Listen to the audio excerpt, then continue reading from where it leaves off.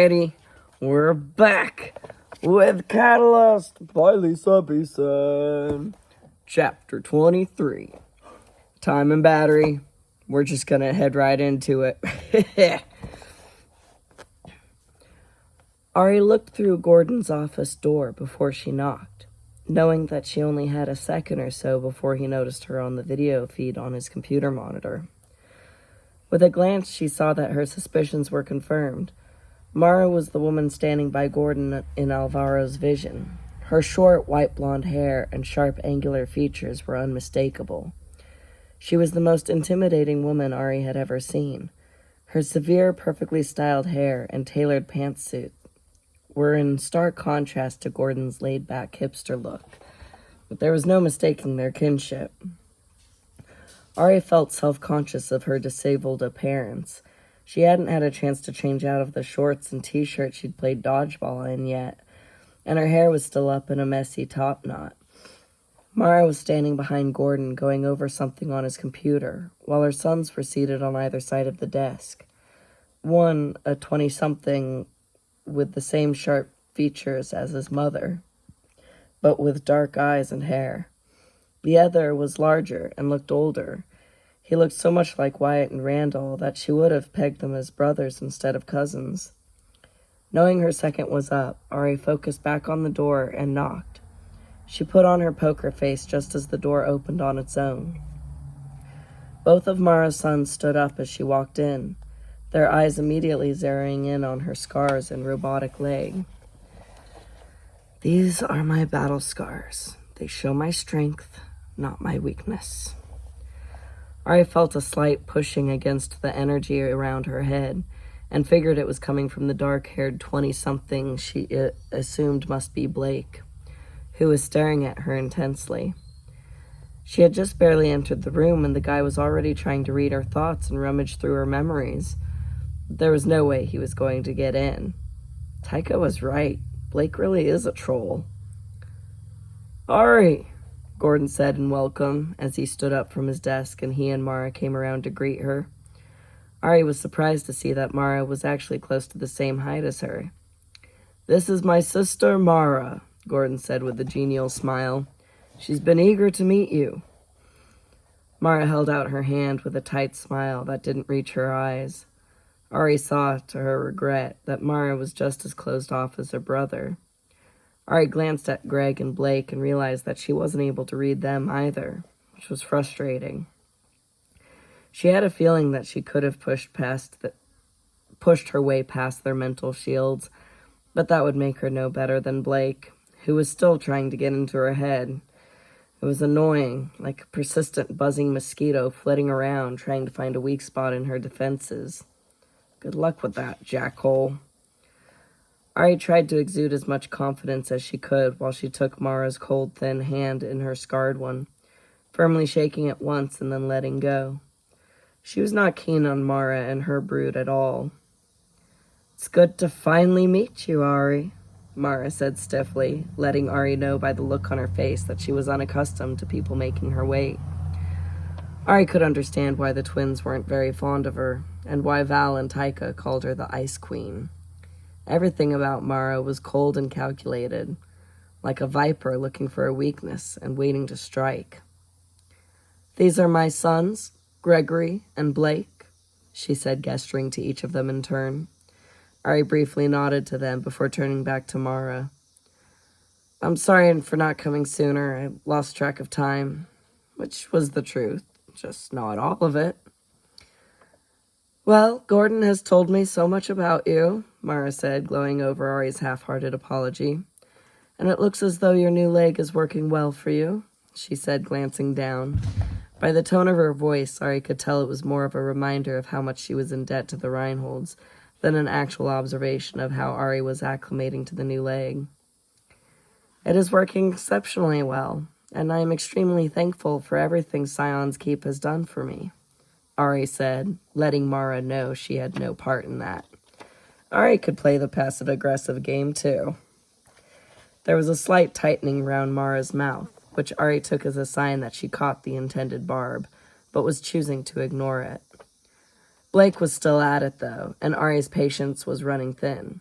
Without looking at him, she connected to Blake mentally and thought, "Can you stop? It's getting really annoying." He jerked in surprise, not accustomed to having the tables turned on him, and everyone looked at him questioningly. Mara glared at him for a second before turning back to Ari. "I'm looking forward to the contributions you'll make to our community." "I bet." "Gordon was telling me about the trouble you've had remembering your life before you were adopted." She placed a hand on Blake's shoulder. "Blake would be happy to help you recover your memories." "I'm sure he would." "He's very adept at such things." "I'm sure he is." "I appreciate the offer," Ari said. "But the last time someone tried to delve into my mind, the only thing they achieved was a severe migraine." Ari thought back to the time Cass had attempted to read her mind back in New Orleans. Ari was almost tempted to let Blake try, just to teach him a lesson, but decided against it. "Besides, my memories are slowly coming back to me. I'm sure that eventually I'll be able to remember who I was and how I came here. But for now, the most important thing to focus on is taking Anaximander down and finding a cure for the Red Death virus." "I've heard that you propose to infect yourself with the virus," Mara said with a condescending arch of her brow. "It is the only option we have left to combat this thing," Ari insisted in calm, confident tone. "We can create a vaccine using my antibodies." "I would have to disagree. I actually came here to give Gordon and Naza our results in person. My people have made great strides in slowing down the progress of the virus, so what you're planning is unnecessary." "I'm glad that your people have made progress," Ari said sincerely. She may not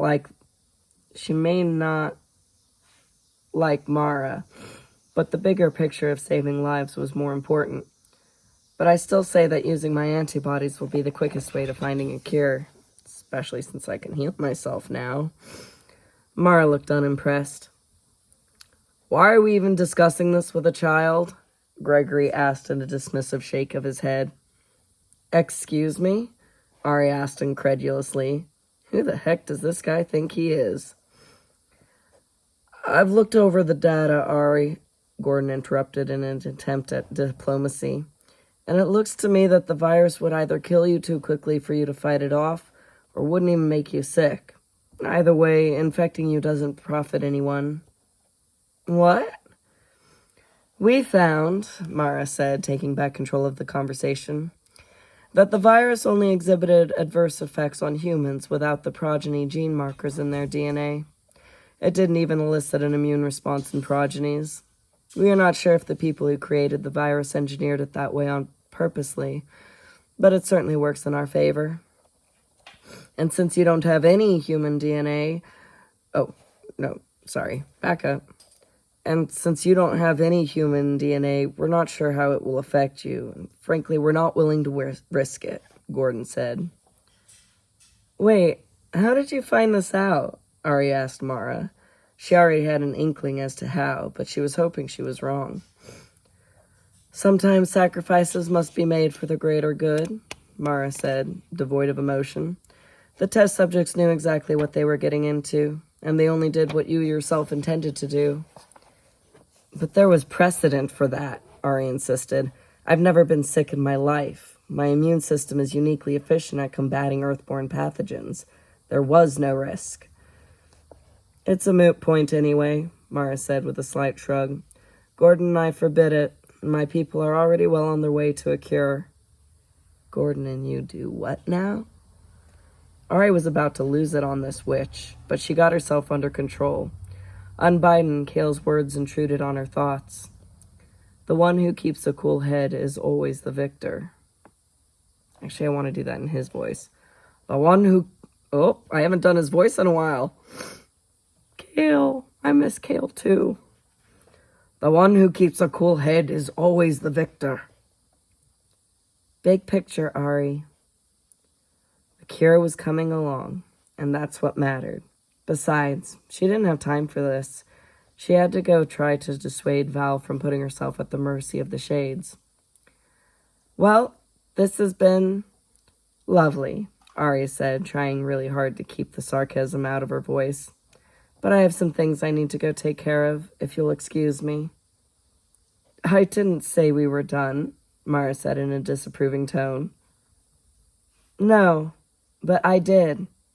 And with that, Ari turned and strode confidently out the door. That was chapter 23, and it was short. Let's see.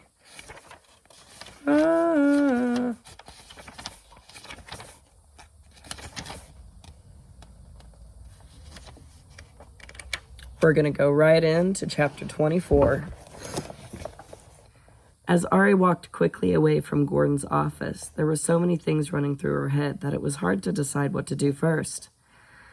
I need to talk to Val, but I also need to keep Blake away from Joshua now that he basically knows I'm a Fluxi. And what the heck is going on in New Mexico? What kind of place is Mara running down there? Ari was so caught up in her thoughts that she was caught off guard when Ellie jumped in front of her. "Ari!" she shouted with an enthusiastic smile. "Gah!" Ari gasped and tensed in surprise. "I'm glad I found you," Ellie said with her usual exuberance. "I was hoping to get some time with you before dinner." Ari checked Ellie's intentions and saw that she really wanted Ari to come with her, but it wasn't imperative. "Sorry, Ellie, but I have some things I need to do," Ari said as she tried to sidestep her, but Ellie jumped in front of her again. "Please, Ari, it will only take a second," she pleaded. She reached for Ari's hand and tried to lead her towards her family's apartment door a little further down the walkway.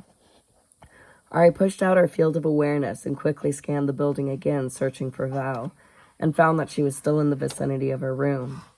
Ari looked back towards Gordon's office and saw that they still hadn't followed after her yet, so she figured it was all right to appease Ellie for a moment. "Oh, all right," she said reluctantly, "but only for a minute." "Yay! This will be fun, I promise," Ellie said as she dragged Ari into her family's apartment unit. The adults of Scion's Keep had similar units, instead of dorm rooms like the kids had, but none were as spacious as the Tahanas since they had to house 4 people.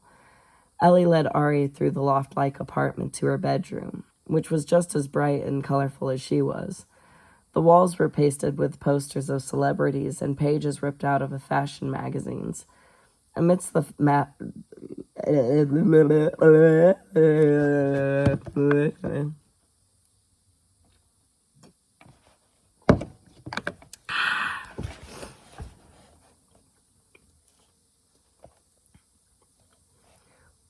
Amidst the vast amounts of throw pillows scattered about the place, Ellie also had half-dressed male and female mannequins in the corner of her room, next to a pile of fabrics and an expensive-looking sewing machine. "I didn't know you could sew," Ari said as she curiously looked around the room. "I taught myself when I was 9. I could never find clothes like the ones I saw on TV and magazines in kids' sizes, so I decided to try to make them myself," Ellie said offhandedly as she began to rummage through her closet. Sorry, had a momentary coughing fit. "Here, try these on," she said as she handed Ari a small stack of folded garments. Right here?" Ari asked, feeling a bit uncomfortable. "You don't need to be shy around me, but if you want, you can change in the bathroom," she said, pointing to the door across the room. "I have to share it with Ty, but he's not here, so you don't have to worry." Ari looked down at the stack of clothes warily. "Why am I doing this again?" "Ever since that moment in the courtyard when you amped everyone, you've inspired me. You've been my muse. And I've wanted to try out my designs on you for ages. You're tall and lean like a model," Ellie said enthusiastically. "So be a good sport and try these on real quick. I just want to see this one outfit. We could try on the other ones later." Ari let out a gusty sigh of resignation as she turned and strode towards the bathroom. "Let's get this over with." It was a Jack and Jill bathroom, so she locked both doors and quickly changed into the clothes Ellie made for her. When she was done, even though the clothes weren't exactly her style, Ari was impressed with the quality of Ellie's work. It looked like it was done by a professional. The shirt was made of a black, stretchy material that fit her form perfectly, and was cropped at the bottom of her rib cage. with 2 strips of fabric hanging from the back that she had no idea what to do with. It was sleeveless, and there was some extra fabric around her neck for a cowl hood, which she put over her head to see how it looked. Not bad. The shorts Ellie made were comfortable and made of a sturdy olive green, khaki material that sat low on her hips. There was a bunch of fabric cinched up at the hem, held up by all kinds of buttons and metal snaps. Ari walked out of the bathroom uncertainly. She might be as tall as a model, but she definitely didn't have the confidence of one. Ellie bounced on the balls of her feet as she clapped gleefully. "Oh, it looks so good! Come here," she said, beckoning Ari further into the room. "I cannot get over how awesome your new leg is. It pulls the whole futuristic cyberpunk look that I was going for altogether." She took the strips of fabric hanging off the back of the shirt, and brought them in front.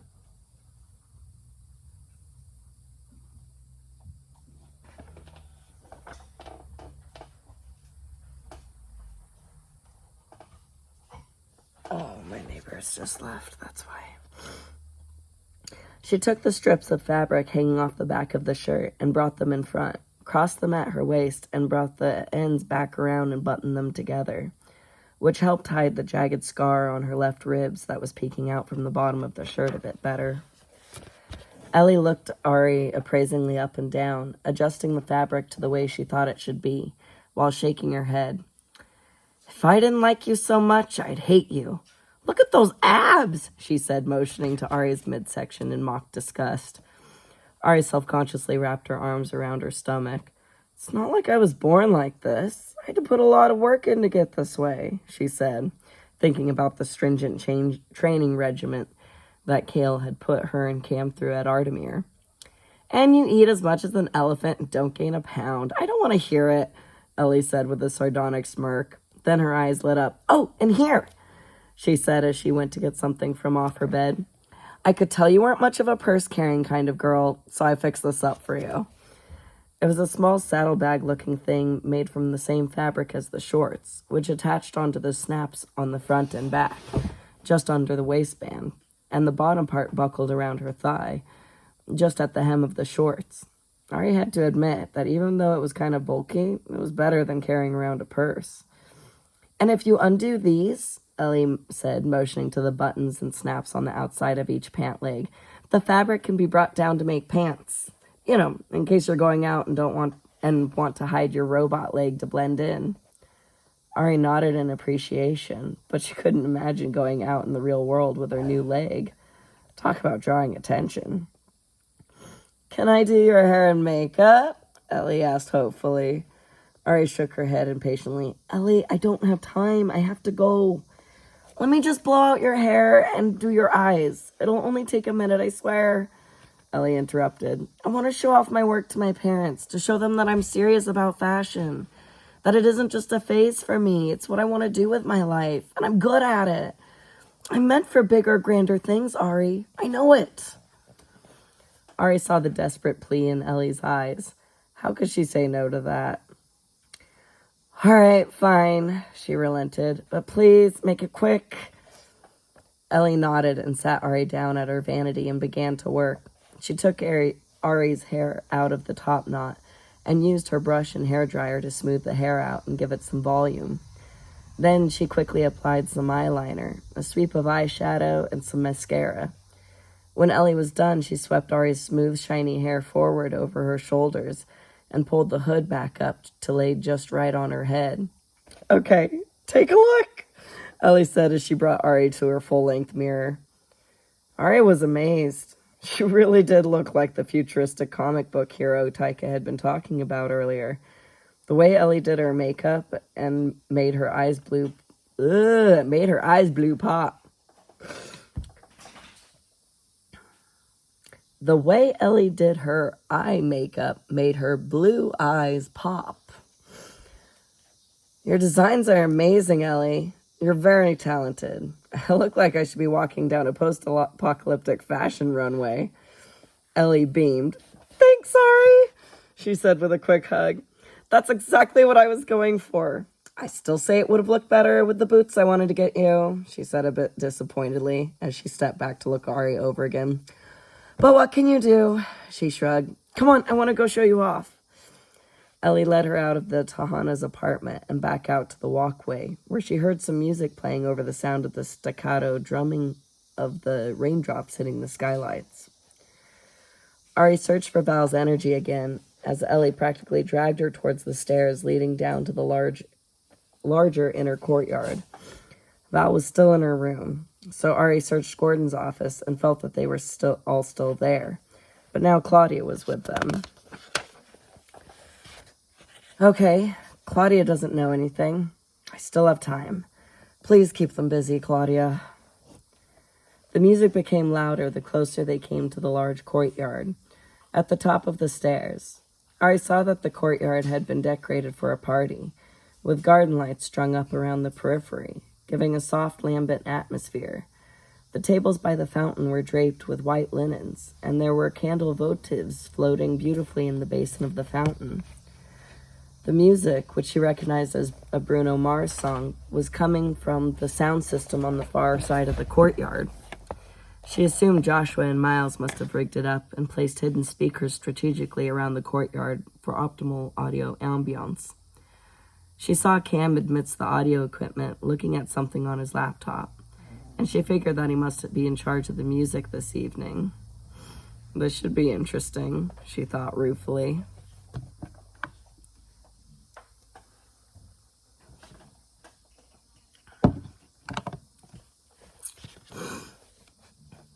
Nina and Corey were busy setting up a buffet table with various delicious-smelling foods, which caused Ari's stomach to growl in eager anticipation of the feast.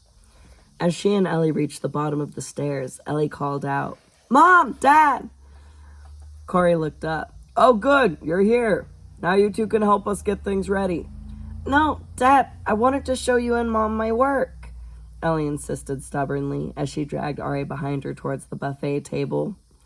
She gestured to Ari from head to toe, silently proclaiming, "Ta-da!" Cam was working on the perfect playlist for the banquet when he heard Ellie shouting something on the other side of the courtyard. He looked up and almost did a double take. Ari looked like she had walked right out of the comic book. He couldn't help appreciating the way she looked in that tight shirt, and how those shorts hung enticingly low on her hips. When he realized what he was doing, he shook his head as if he could erase his inappropriate thoughts like an Etch-a-Sketch. "That's Pipes, you idiot! Your 14-year-old little sister-like Pipes. Your job is to protect her from ogling perverts, not be one." As he discreetly watched over the top of his laptop, it looked as though Ellie was showing Ari off to her parents, and he figured she must have been the one to dress Ari up like that. He knew that Ari would never pick an outfit that form-fitting and revealing on her own. He noticed that while Ellie and her parents were in the midst of an intense discussion, Ari had slowly inched her way closer to the food on the table. She was snatching bits of food and stuffing them in her mouth as inconspicuously as she could while pretending to be interested in what was being said. Cam chuckled.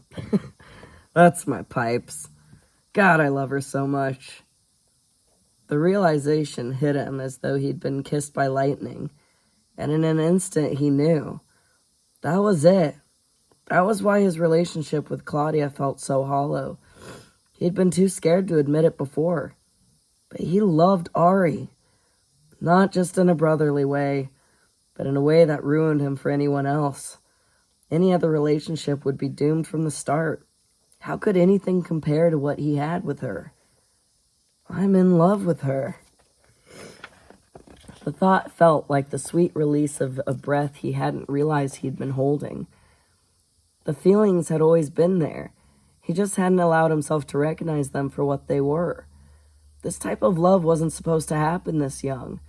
This wasn't the hormone-fueled lust fest of first love everyone always talked about. This was a lifelong, unconditional declaration. Cam was finally able to admit that his heart had been hopelessly lost to Ari ever since she had given him the coin necklace and said out loud that she loved him. He took it out from under his shirt and held the pendant tightly in his fist. Admitting to being in love with Ari made him both ecstatically happy and utterly depressed at the same time, because he knew, deep down, but he'd never be good enough for her. She was Ari. She was perfect. She was impossibly miraculous in every way. And I'm only a dumb, insignificant human with above-average eyesight. I'll grow old and die before she's barely aged a decade, he thought miserably. He felt like running away as far as he could, away from the masochistic pain of hopelessly loving a being such as her. That's the coward's way.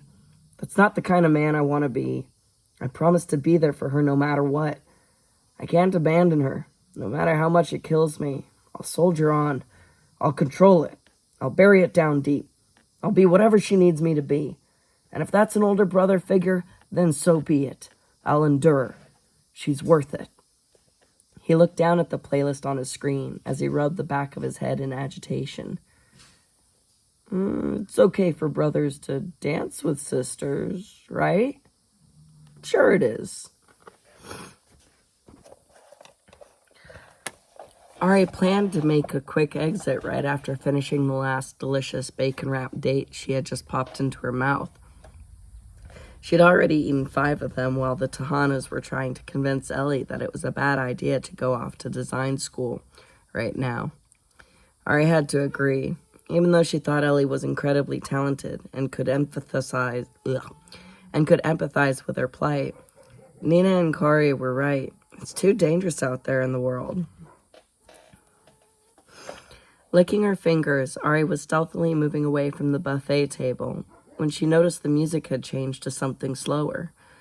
She turned to see Cam swiftly striding over to her, wearing the necklace she gave him on the outside of his shirt. She'd never seen him do that before.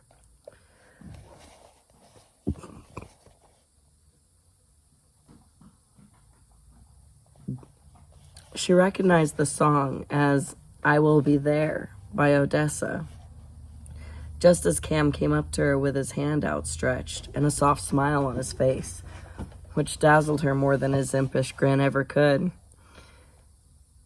Dance with me, he entreated, and she saw a sweet earnestness in his eyes that she couldn't deny.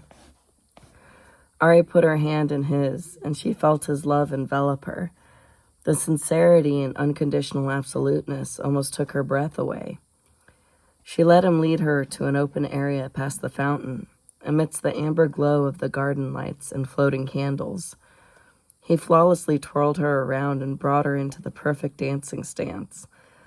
He placed her left hand on his strong shoulder, then lightly pressed his right hand against her back and cradled her right hand up in his left as though they were about to waltz, his energy naturally merging with her where they touched. I don't know how to dance like this, she said, a bit embarrassed. He smiled confidently and whispered in her ear as he began to step in time with the beautiful sweeping music. I do. Just follow me. Ari surrendered herself over to his lead, trusting in him completely as he led her expertly around the dance floor, the lyrics to the song filtering through the haze of bewilderment and enchantment. I will be there, standing by your side.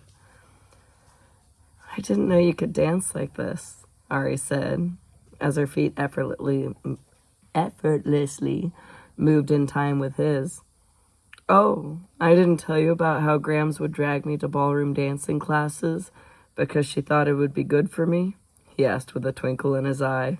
It's not exactly something a guy likes to brag about. More song lyrics filtered through. If you ever need someone to just love you, if you ever need someone to simply adore you. He twirled her into a dramatic dip, holding her securely in his arms. And what a better way to celebrate your new leg than with a dance, he said before bringing her back up, her hood falling back and her hair flowing around her bare shoulders. Val's phone finally buzzed, and she looked down to see Liam's text saying that he was at the gate. Finally, thank God. It had been closer to almost 2 hours instead of 1. She texted back that she was coming down and then gathered up her stuff, giving her room one last parting glance before she went out the door. No turning back now. Val barely registered the music playing as she started to speed walk down the walkway. But just as she was about to take the stairs down, she saw Ari and Cam dancing beautifully together across the courtyard, caught up in their own perfect world. She'd have to be blind not to see the love between them, and the few pieces left of her heart shattered into dust. Val, that's not it. I don't feel that way about anyone. Ari's voice echoed in her head. Liar. The only thing keeping Val's rage in check was the satisfaction of seeing the jealousy on Claudia's face as she watched the oblivious couple from the other side of the fountain. Suck it, princess. Even you can't have everything. The sharp ache in Val's chest froze into numb emptiness. Let them have each other. I don't care anymore. Deciding to take another way, Val turned on her heel and ran headlong towards her awaiting fate. I will be there, standing by your side. Ari was mesmerized by Cam's easy, confident stride as they seamlessly moved together, completely in sync. He was one of the most athletic people she knew, but she had never seen him move so gracefully before. She wanted this moment to last forever. No problems, no worries, just her and Cam, dancing forever in perfect bliss. Looking into his soulful brown eyes, she couldn't help feeling incredibly thankful for his presence in her life. You're my favorite. The words tumbled out before she could stop herself. But once they were said, it felt right. Favorite what? He asked with an amused smile. Everything, she said with a tiny shrug. It was the truth. His radiant energy pulsed with a flash of joy, and she actually saw him start to blush a bit before he got control of himself and schooled his features. Then she noticed the slight shadow of stubble on his strong jaw and couldn't help thinking that she wasn't the only one who had grown and changed over the past year. Suddenly, Ari remembered that she hadn't had the chance to tell Cam about her last memory. Was it really only this morning? The surgery seemed ages ago. Cam, I'm older than everyone thinks I am. His brow furrowed. What? Where did that come from? He asked as he abruptly stopped dancing and tried to step away from her. Ari regretted saying anything, but for some reason she needed him to know. She wrapped her arms around his neck to bring him close again, while swaying to the last strands of the beautiful song.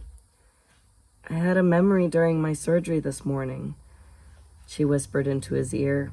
I remembered that before I came to Earth, I was always tiny for my age. I think the doctors were wrong. I might actually be around the same age as you, or maybe even older.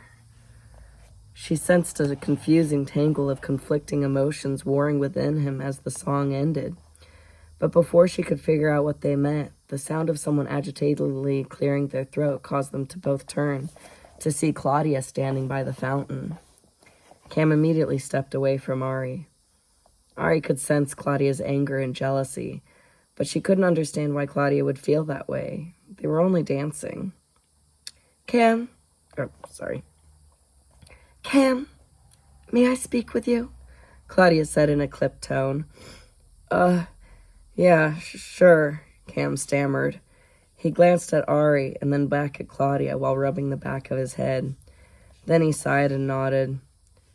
We do need to talk, he said to Claudia. He glanced at Ari with an apology in his eyes before they walked off to go somewhere private. Ari was at a loss. She felt as though she was waking from a dream. What just happened? She didn't have much time to dwell on it, though, because suddenly a little hand was frantically tugging on hers. She looked down to see Soren looking desperately up at her and panting as though he had just been running. Ari immediately knelt down. What's wrong? He leaned in to whisper in her ear. It's Val. She's run away. What? Ari's heart sank in dread. Skylar and I followed her to the garage. Then I hid while Skylar went invisible and followed Val outside to the back gate. She said Val got into a strange van full of scary people.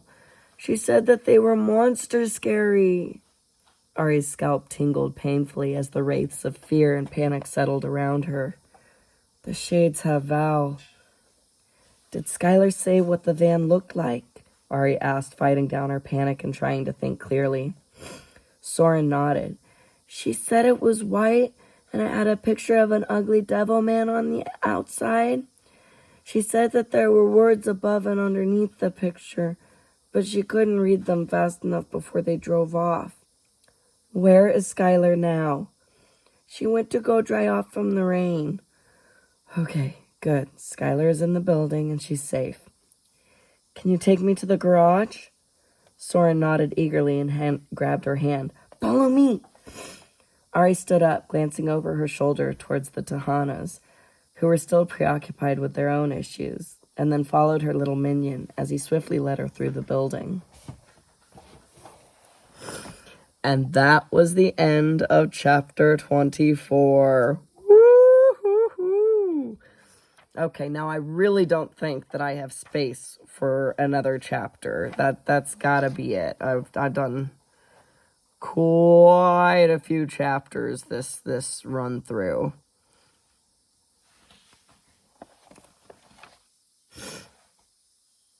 Oh gosh, was it already that long since the surgery? I mean, she says she can't believe the surgery was only this morning. I can't believe the surgery was only this morning. Wow. And I know I've done several chapters before that. I really don't think there's enough room for 25, and I'd like to do the other chapters in kind of a set. I don't know. We'll see how much battery I have. I'd kind of like to play some video games, and I'm pretty sure I don't got space for any more. Either way, thank you for joining us for chapter 23 and 24. How very exciting, right? She's got her new leg. There's stuff going on. Val's ran away. Mara, the Ice Queen, is there. And Ari and Cam. They're doing okay. Till next time for chapter 25. Peace.